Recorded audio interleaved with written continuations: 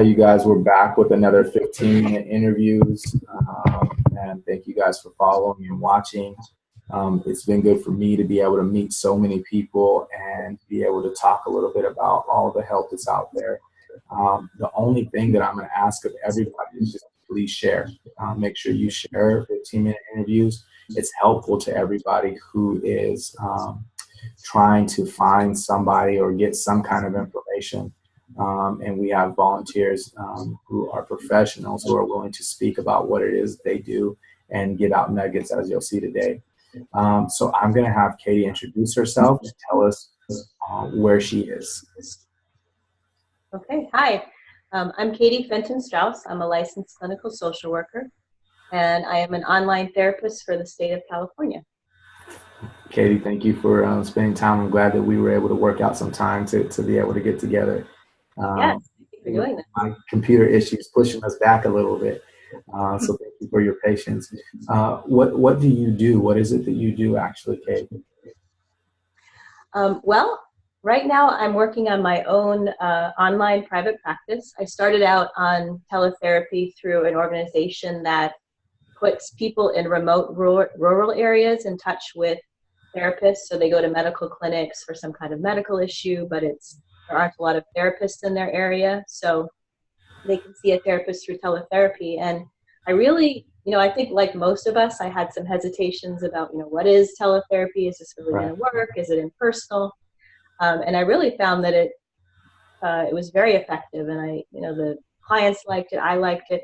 And so I decided to start my own private practice. And I'm online. It's www.mytherapistkatie.com. So taking new clients. So hopefully you'll check out the page.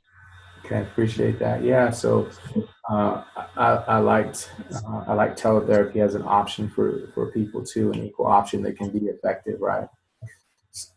Yeah. I think people have their concerns about it. They feel like, well, how can you really connect with somebody if you aren't in the same room, or is it going to feel weird, that kind of thing. But I actually feel kind of the opposite. That I think for a lot of people it's kind of less inhibiting, to know that somebody's not right there staring at you, and so sometimes it's easier to go into more difficult issues, and but it's really been great. Okay. Yeah. So what are some of the impactful points that you make to help people? So, I know in therapy on a weekly basis, I usually come up with themes that happen. For you, what do you feel like is some of the impactful points that you make in therapy? Well, something really interesting that I noticed after being in practice for a while and seeing people who come for depression, anxiety, trauma, all different kinds of issues is that I noticed a common theme, and it was really that people from all different backgrounds and all different issues, they tend to be very hard on themselves, and they tend to be much more forgiving of other people than they are of themselves. And so when I started to help people notice that and kind of tune into the voices in their heads and the ways that they were kind of calling themselves a loser or beating up on themselves, and they really tapped into that and started to try to change that or be aware of that, a lot of the issues that they had come to for therapy started to lift. And I noticed that for some people it happened very quickly. And so that's been an area of interest for me. Self-compassion is something that I really have become interested in. I think it's a very helpful concept for people to look at in therapy. Okay. Yeah, that's so true. I feel like the change agent for people in general, but also in our therapeutic relationships, is definitely love. And the first place of love has to be yourself, right? It's hard to love others without that. So I can see how that's. And when I was growing up, there was sort of this buzzword around self-esteem, like you have to have a good self-esteem, and it was about, if your grades are good, if you're a good sport athlete, that kind of thing. Oh, you feel good about yourself, and then you have good self-esteem. And the problem with that is that none of us are perfect. We mess up, we make mistakes, and so what happens if you don't get that A, or you don't win the sports event or whatever? So I think self-compassion is really about being able to love yourself, as you said, and connect with yourself and feel okay about yourself, even when you aren't the winner or you aren't doing the best that you think you can do. Yeah, very good stuff. Okay.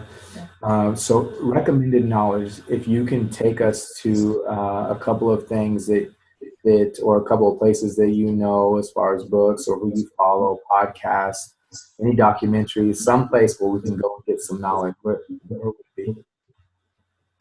Yeah, well, somebody who's influenced me a lot is named Tara Brach. She's a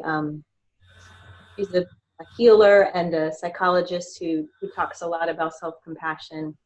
She wrote a book called Radical Acceptance, which is really about a lot of the things that I talked about. And she has podcasts and guided meditations online. I find her to be a really healing presence and somebody that the clients really connect to as well. And I also love this book called Hardwiring Happiness by Dr. Rick Hanson, which is something that I use in sessions a lot too. And he talks about the negativity bias, which is really kind of part of our evolution, that we were really hardwired to pay attention to the animal that's lurking in the bushes, the danger, the problem. And so our brains tend to focus in on the negative. And so if I ask you, tell me about some memories, and chances are you're going to remember that time that you messed up on the speech, or, your birthday party went bad or something like that. Yeah. We don't tend to remember or pay attention to the things that are positive or good that happen. So Dr. Hanson helps people to really focus in and absorb and take in those positive moments and really try to reshape and rewire the way our brains work. That's something that people can really, grab onto and practice in their work. Right. That book is called Hardwiring Happiness. Hardwiring Happiness, and his name is Dr. Rick Hanson. Okay, cool deal. Thank you so much. Yeah, so a couple of places where we can definitely grow in knowledge. I always feel like, the more we're reading and the more podcasts we have and the more information that we can get that sorts out like a theme for us, it's helpful. Yeah. Those two places are good places to start learning about self-compassion and being able to get to a different spot emotionally, right? Exactly. Okay, so two options for you as we kind of wrap this up is if you could either tell us a story or give our audience some kind of challenge or homework that they can leave with. It could be one or the other or both if you wanted to. Great. Yeah, I'm gonna do both. So as far as story, so this is my intern story. I think I shared this with you.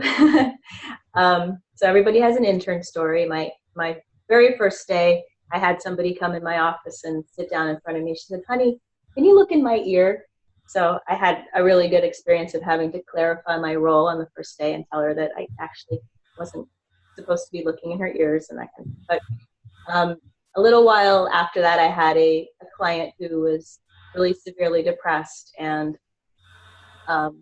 even was thinking about suicide, and which was extremely intimidating for an intern, and got a lot of supervision around it, a lot of wanting to know the techniques, how do you work with somebody with depression, what do you do, cognitive behavioral therapy, reading, and all the things you're talking about.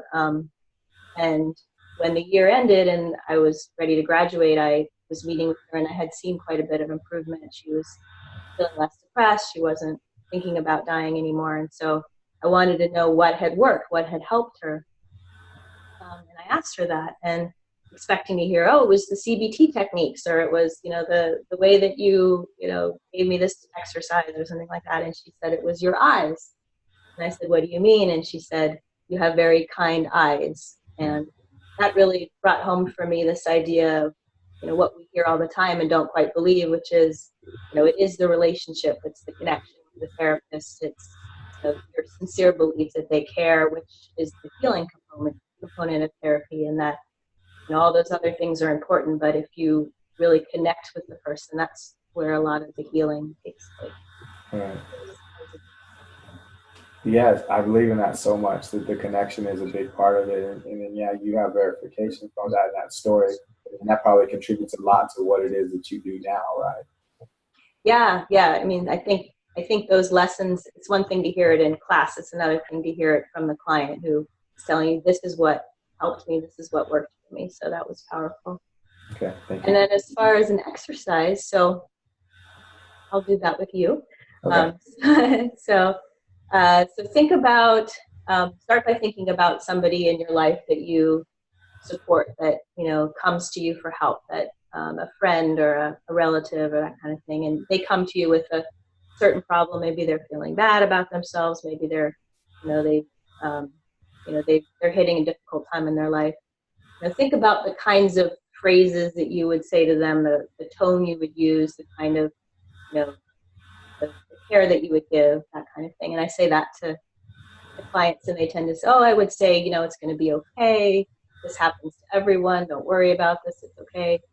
I might talk to them gently. I might put my hand on their shoulder, and then I say to you, think about the last time you were having a hard time, that you were falling short, that you were messing up, and what kind of messages did you give to yourself?